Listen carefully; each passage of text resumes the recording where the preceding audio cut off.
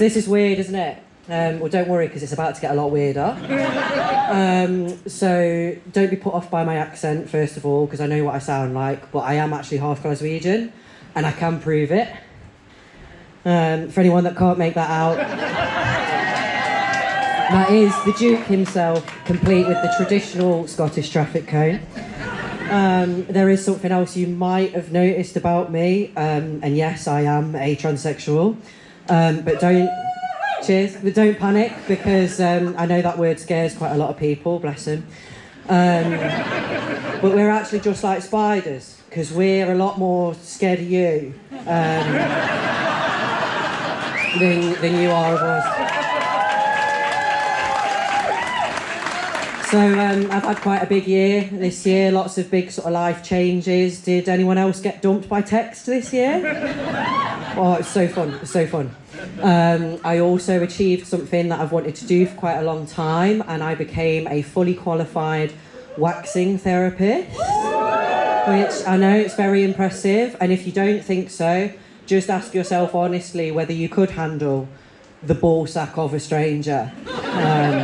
I think for most people, probably the worst jobs that you can imagine doing is something like collecting bins or being a traffic warden or a stand-up comedian.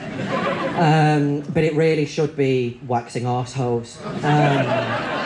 But not anyone can do this, so I had to do quite an intensive training course that mainly just involved staring at people's genitals for quite long periods of time. And I had 2 male clients that wanted the works, which is referred to as a male Hollywood. Now I'm assuming that that's an ironic name, because what I saw could not have been any further from the glamour of Hollywood. So the first guy was sort of late 50s, quite big guy, very, very talkative. You know when people are sort of too open?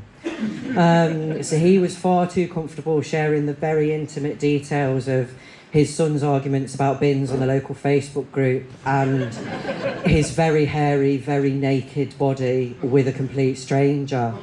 And I would say that my life can now be defined into 2 periods, which is the time before I'd had a middle-aged man's hairy, unwiped, because we had to help with that as well, arsehole inches away from my face, and the time after I'd had a middle-aged man's hairy, unwiped arsehole inches away from my face.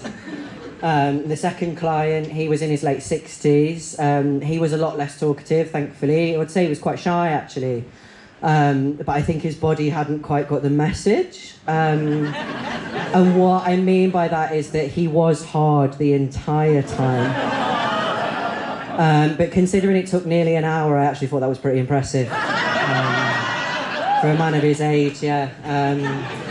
The other sort of big thing that I've done this year is I moved to Glasgow,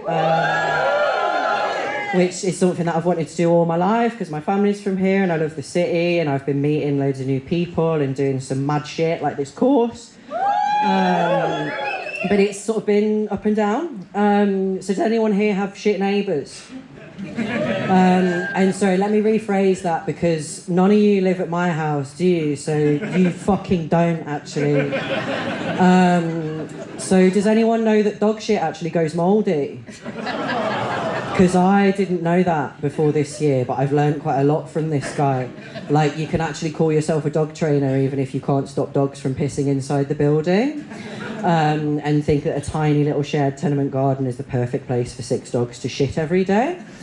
I'm not a grass. I wouldn't generally grass on anyone, but I don't think I know anyone that wouldn't grass on an animal abuser. So put the reports in, and after a few months of him telling everyone that it must be the other local dog walkers because they think I'm competition, he'd finally worked out that it was actually the guy that had just moved in below him. And he decided to thank me. This is the moment you've all been waiting for. It's not that. It's this. It's a brick. And I came home and there it was, and there were a million pieces of glass that had once been my living room window. But I've sort of... I mean, I live in the East End, but it was still a bit of a shock. But I thought about it after the glass had cleared up and I'd sort of calmed down a bit, and I realised that there's something quite special about this brick. because I've not seen a brick like this in ages, actually since I moved to Scotland. This red sort of clay brick. And I realised he's done something, and actually I think it's dead sweet, bless him. So obviously, I'm new to the area, so he's heard my accent. So he's gone out of his way to find this brick, this English brick, to give me a warm welcome to the vibrant and diverse community of Shettleston. That's good.